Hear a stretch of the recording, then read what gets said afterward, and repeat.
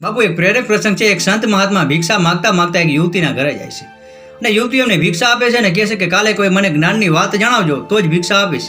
અને બીજે દિવસે સંત મહાત્મા પોતાના પાત્રમાં ધૂળ માટી અને કચરો નાખીને આવે છે અને યુવતીને કહે છે કે મને ભિક્ષા આપો. યુવતી જોવે છે તો એના પાત્રમાં ધૂળ માટી અને કચરો હતા અને યુવતીએ સંત મહાત્માને કીધું કે આ પાત્ર સાફ કરી નાખો, ખૂબ જ ગંદુ છે. અને સંત મહાત્મા કહે છે કે ચાલશે, તમે ભિક્ષા આપી દો. અને યુવતી કહે છે કે ના, લાવો પાત્રને હું સાફ કરી આપું. અને યુવતી સંત મહાત્મા પાસેથી પાત્ર લઈ અને સાફ કરી નાખે છે અને એમાં ભિક્ષા આપે છે. અને સંત મહાત્માને કહે છે કોઈ જ્ઞાનની વાત. અને સંત મહાત્મા કહે છે કે આ ધૂળ માટી અને કચરો હતા એ જ જ્ઞાનની વાત છે. જે રીતે આ પાત્રમાં ધૂળ માટી અને ગંદકી છે એ જ રીતે આપણા શરીરમાં પણ ઘણી બધી ગંદકી છે અને એના કારણે આપણા શરીરમાં નકારાત્મક ઉર્જા પેદા થાય છે. એટલે આપણા શરીરમાંથી ગંદકી દૂર કરશો તો જ સારા વિચારો અને સકારાત્મક ઉર્જા પેદા થશે. અને બાપુ આના પરથી સમજવાનું કે જ્યાં સુધી આપણા મનમાંથી ખરાબ વિચારો દૂર નહીં કરીએ ત્યાં સુધી સારા વિચારોને સ્થાન નથી મળવાનું. પ્રસંગ જેને સમજાય એને વંદન. આપનો દિવસ શુભ રહે. મહાદેવ હર.